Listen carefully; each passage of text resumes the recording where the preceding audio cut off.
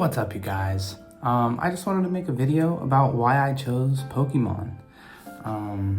So if you guys know me, I've spent a lot of my time just like trying to figure out like what kind of path I want to take in life. I graduated from high school. I was a dishwasher for a couple years. I was a manager at a pizza spot for a couple years. And I ended up working at T-Mobile now as a phone salesman. My store at T-Mobile is really slow, so I have a lot of time to just kind of like sit there and think about life and think about like what I'm gonna do, like what bills I have to pay, the things that are coming up in my week. You know, I don't go to school, but I'm sure that if there was a test I had to take, I'd be thinking about it. So, I was sitting there and I figured like I needed to start doing something that was a better use of my time than like basically just not getting sales at a store because it's really slow. So I spent a couple months trying to drive business traffic, going around the town, just, trying to talk to different businesses and get information and do surveys and do cold calls and do emails. And that was one of my worst months I ever had at that store. Maybe it's a skill issue. Maybe I'm a bad salesman. But I think it's partially to do with the clientele in my area. So I decided that I would start researching how to make money. I put a lot of research into stocks, stock options, selling short, trying to, earn passive income off of dividends. So I looked into a bunch of different strategies with stock options. Even started following a lot of stock traders on YouTube, watching their videos every day.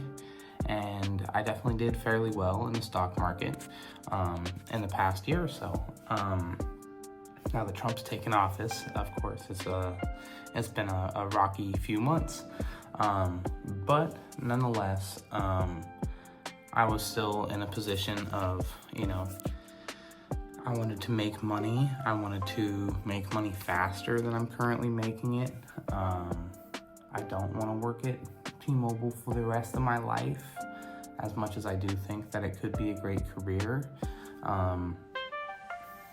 So I started thinking, I started researching more ways, like how to make money. And art is one of the highest appreciating assets in the world, with an average appreciation of like 14 to 16% per year, which the average returns of the stock market are like 4 to 8% per year. So you're getting a 4x return on already a return that you would have been getting otherwise. So art has been a very valuable asset over, the past 150 years.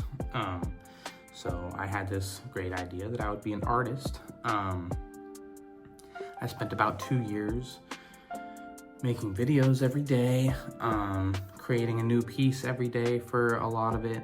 I have over 300 completed pieces, fine line detail work with Micron pens, and I just wasn't getting any traction online.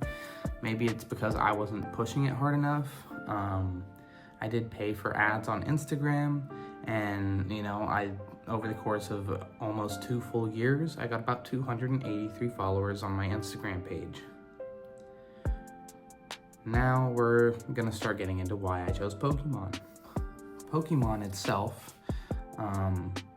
is a franchise that's very near and dear to my heart. I grew up playing all of the Game Boy games and the DS games. I even played and completed most of the 3DS games. I never purchased the Switch. Still haven't played any of the games that have come out on the Switch, but I do look forward to doing that one of these days. I even did I was playing the trading card game back during like Neo Genesis, like 2003, 2004. Hindsight's 2020. It kills me that I traded my entire Pokemon collection for my buddy's entire Yu-Gi-Oh collection, and then my dad sold my buddy's entire Yu-Gi-Oh collection containing 9 Blue Eyes White Dragons for $10 at a yard sale. So that's a little bit of a rough one for me, but I've been very entangled in Pokemon my whole life, even playing games outside of the main franchise, like the Pokemon Ranger games, and the Pokemon Mystery Dungeon games. And, you know, I've had a blast with all of them. And then I kind of started like thinking about it and, you know, looking at what was going on in the Pokemon market. And this was right around the time of like Shiny Fates, Silver Tempest, Lost Origin. So somewhere in the Sword and Shield era, basically, I started kind of considering an alternate path other than art. And, you know, I saw a bunch of people starting Pokemon YouTube channels and Instagrams and, you know, Shadowless Red chasing Deoxys for 500 days. I figured, you know, why not? I could try to do something similar.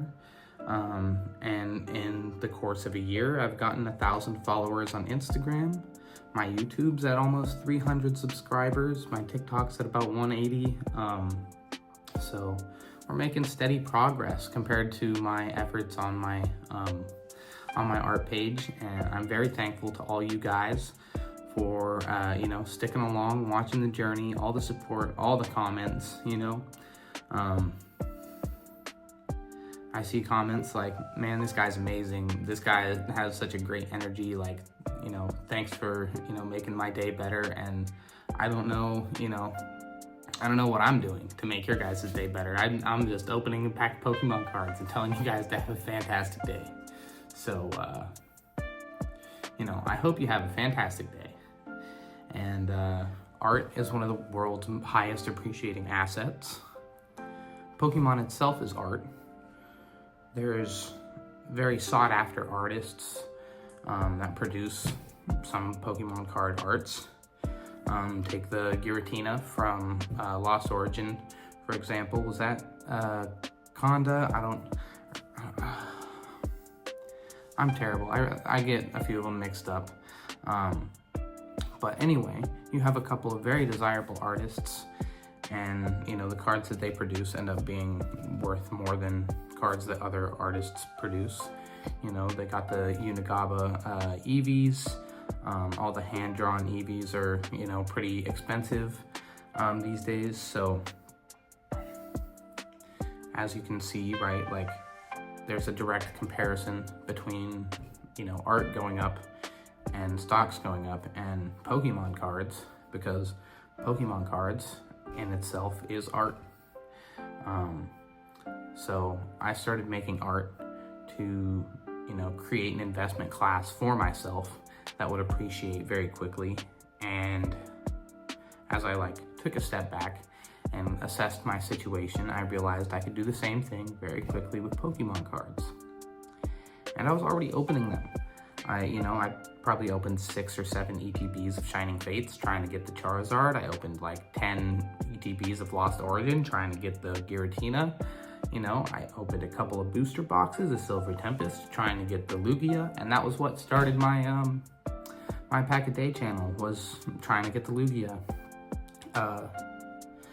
I started to realize, you know, the hobby is expensive, and the cards are expensive. People do like the cards, and, you know, I'm gonna have to like make some money trying to do this, right? So I started doing flea markets. I made my own custom packs, and, you know, I started streaming on Whatnot. I haven't done a Whatnot stream in a minute. They're pretty stressful. It's a lot of work, and I'm going through a pretty heavy transition period in my life right now.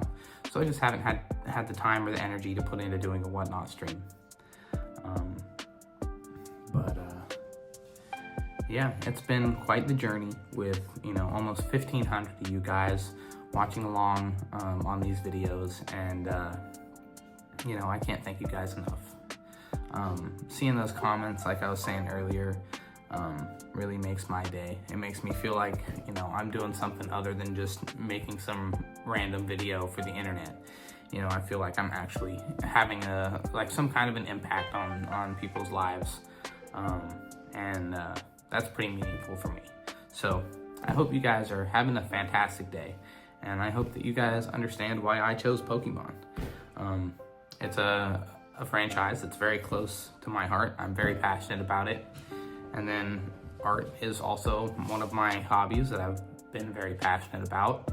And it's also very, historically, financially successful. So I figured, why not combine all of those factors there and start going into Pokemon cards. So that's the video for you guys today. I hope you guys are having a fantastic day. I hope you guys enjoyed the video. I hope you guys got something from this video.